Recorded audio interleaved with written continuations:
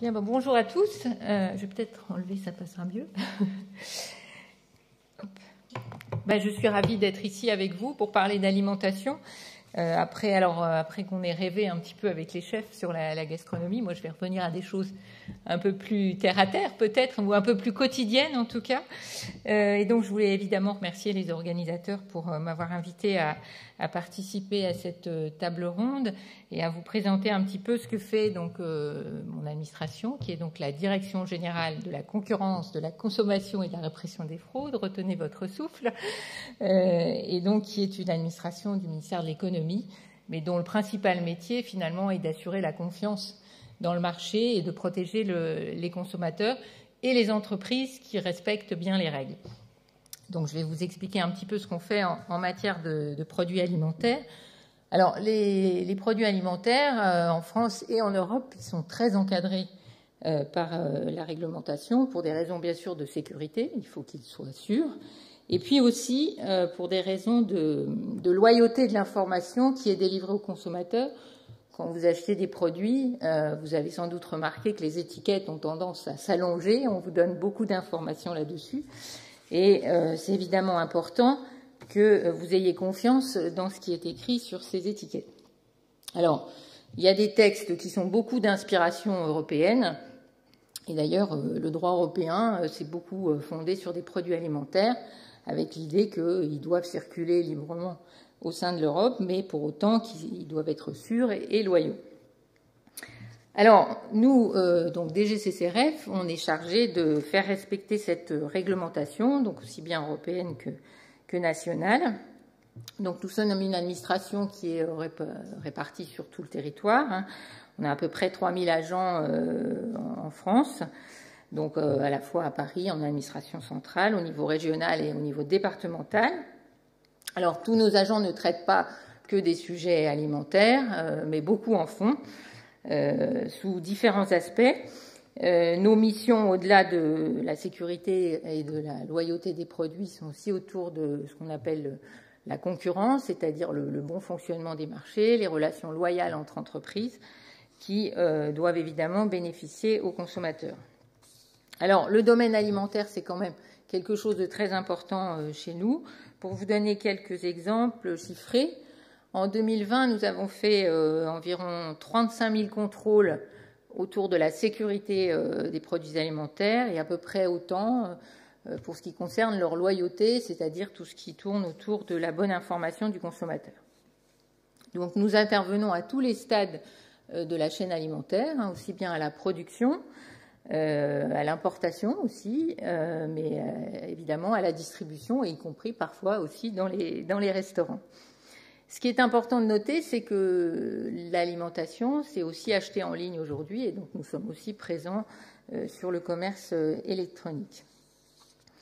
Alors, l'idée, c'est que on soit là pour, comme je disais, assurer de la confiance. Alors, ça veut dire aussi faire des contrôles. Parfois, on le fait de manière pédagogique, en accompagnant les entreprises, notamment celles qui ne connaissent pas bien la réglementation et qui sont de bonne foi. Puis parfois, ça peut être un peu plus coercitif, y compris avec des sanctions pénales ou des sanctions administratives. Alors, pour autant, je crois qu'on a beaucoup vu aujourd'hui, l'alimentation, elle évolue beaucoup. Il y a des nouvelles attentes des consommateurs qui dépassent d'ailleurs souvent aujourd'hui la stricte qualité des produits et leur sécurité, puisqu'on a aussi des préoccupations autour de l'environnement, l'impact carbone qui a été évoqué par mon ami Stéphane Layani, mais tout le monde aujourd'hui quand même se préoccupe de cela. Les consommateurs sont un élément important, c'est évidemment pas le seul, mais de la transition écologique.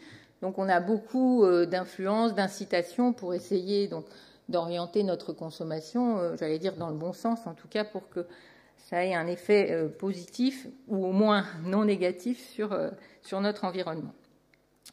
Et puis au-delà de ça, les consommateurs, ils sont aussi soucieux de, j'allais dire, la loyauté de l'information et de l'origine des produits. On en a pas mal parlé cet après-midi et sans doute ça a dû être évoqué aussi ce matin. Le consommateur, il veut savoir d'où vient son produit, qui l'a produit, Quels sont donc finalement, par exemple, si c'est sur du bétail, de la viande, qu'est-ce qu'ont mangé les animaux en question, bien suivre les sources d'approvisionnement, donc assurer ce qu'on appelle nous la traçabilité des produits. Ça peut être la vache, ensuite l'abattoir, l'atelier de découpe, etc. Ou alors quand vous mangez un biscuit, d'où vient la farine, les œufs, etc.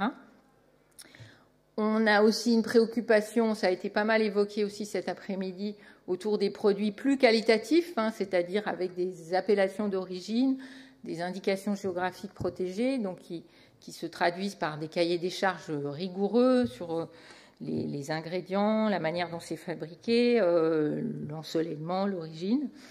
Et donc nous sommes chargés aussi de vérifier qu'il n'y a pas d'usurpation de ces indications. Alors ça protège bien sûr les producteurs français.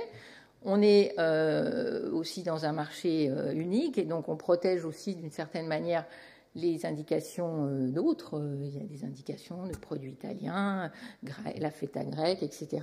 Et donc c'est logique aussi que si on veut que nos appellations soient protégées à l'étranger, qu'on protège celles des autres. Et souvent, ces produits sont plus chers, ils sont plus qualitatifs. Donc c'est derrière aussi un enjeu économique important. C'est-à-dire que le consommateur, il est normal qu'il en ait pour son argent. S'il paye plus cher un produit, il s'attend à une meilleure qualité. Et puis, c'est une question évidemment de concurrence loyale entre entreprises. Celui qui fait l'effort d'avoir un produit plus qualitatif, plus difficile à produire, il faut qu'il soit sûr finalement de pouvoir être rémunéré de cet effort supplémentaire sans que quelqu'un vienne tricher et lui prendre des parts de marché de manière illégale. Et donc, c'est pourquoi j'insiste sur ce point, parce que c'est un vrai sujet d'actualité chez nous actuellement. Vous n'êtes pas sans savoir dans cette région qu'il y a eu un gros épisode de gel, évidemment, sur les fruits et légumes, enfin les fruits surtout, au début du printemps. Et donc, évidemment, il y a un risque de pénurie de fruits français.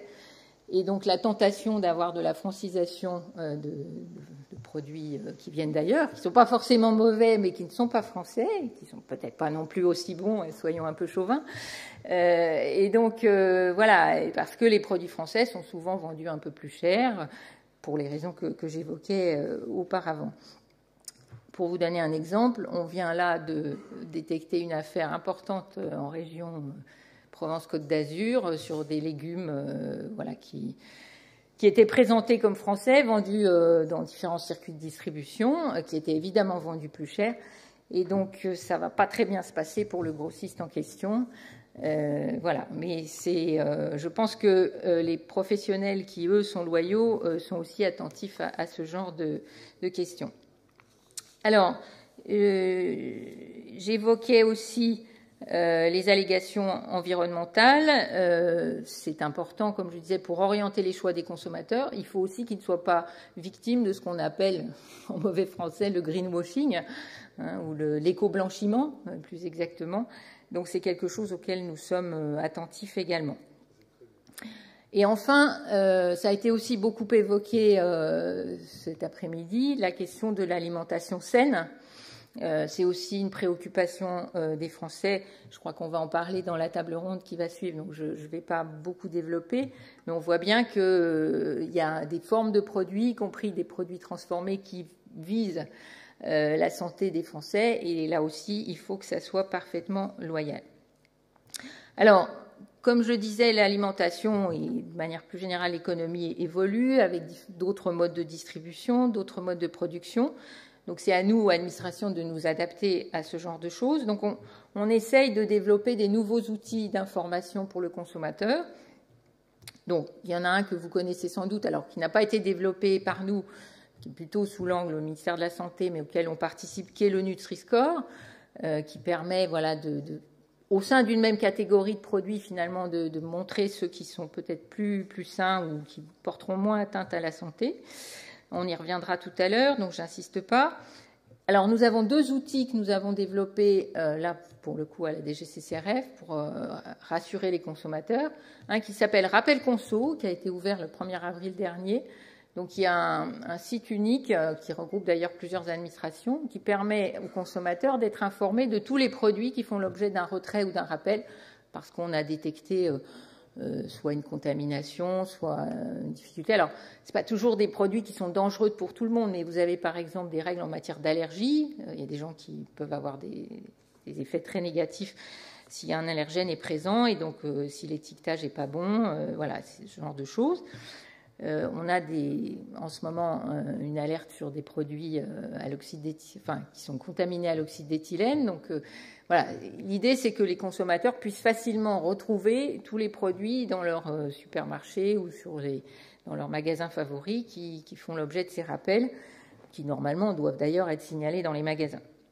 Et puis, il y a une application plus générale qui s'appelle Signal Conso. Vous voyez, on est toujours dans la consommation, qui là vise à aider les consommateurs à nous signaler et à signaler aux professionnels tous les petits défauts, tous les petits inconvénients, anomalies, disons, qu'ils rencontrent dans sa consommation. Alors, ça peut être justement, par exemple, un produit qui devrait être rappelé ou retiré des rayons et qui s'y trouve encore. Ça peut être ce genre de choses. Voilà, et l'intérêt de ça, c'est d'impliquer les professionnels, c'est-à-dire de leur permettre de corriger eux-mêmes leurs anomalies plutôt que d'être sanctionnés par la DGCCRF quand ce n'est pas strictement indispensable. Voilà, donc ce que je voulais vous montrer à travers ces quelques exemples, c'est notre rôle en matière de confiance. Si on veut que l'économie fonctionne bien, il faut que les gens aient confiance. Il y a une exigence aussi de plus en plus importante en termes de transparence. Et donc les outils que j'évoquais, ça a aussi ce but-là. Alors, il ne faut pas croire que parce que, par exemple, il y a toute une liste de produits sur notre site Rappel Conso qu'on est dans un pays où la sécurité alimentaire n'est pas assurée. Je crois qu'on peut dire qu'en Europe, et en particulier en France, on est sûrement un des pays où la sécurité est la plus forte. Mais ça suppose quand même que des précautions soient prises. Et je pense que c'est justement parce qu'on a ces outils de transparence que le consommateur peut être rassuré. Mais c'est vrai que parfois, ça peut être un petit peu anxiogène. Voilà un petit peu ce que je voulais vous dire sur les choses, les priorités un peu que nous avons, origine des produits, transition écologique, santé des consommateurs, protection. Et puis, peut-être pour finir, des nouvelles manières de consommer auxquelles nous nous attachons. Je vous ai parlé du commerce en ligne. En matière alimentaire, ce n'était pas forcément le premier secteur où ça se développait, mais aujourd'hui, c'est tout à fait vrai. J'ai visité hier, pas très loin d'ici, à Toulouse, une ferme bio qui approvisionne aussi en circuit court des sites alimentaires. Et donc, c'est important que là aussi, sur Internet, l'information du consommateur soit bonne. Et puis, il y a quelque chose qui se développe. Alors, ça fait le lien entre l'alimentation et la transition écologique. C'est la vente en vrac pour réduire les emballages, pour éviter le gaspillage. Et là, ça pose tout un tas de questions. Alors, notre idée, là, n'est pas d'être très précis en termes de respect des règles, puisque c'est une nouvelle forme de vente, mais c'est d'accompagner les circuits de distribution, les producteurs sur cette nouvelle forme, puisque ça pose des questions quand même d'hygiène des rayons, ça pose des questions d'instruments de mesure, de balance, il faut qu'elles soient bien calibrées, ça pose des questions aussi d'information, puisque, comme je vous disais un petit peu au début de mon propos, on a des étiquettes aujourd'hui qui sont très remplies, et quand vous achetez en vrac, évidemment, vous n'avez pas forcément les étiquettes, alors il faut inventer de nouveaux systèmes, et donc voilà, nous sommes là aussi pour accompagner les professionnels. Voilà ce que je voulais vous dire rapidement, et puis vous dire que nos agents aiment beaucoup leur métier, ils sont très conscients de la nécessité de la protection du consommateur, et donc vous pouvez compter sur eux pour assurer votre bonne alimentation.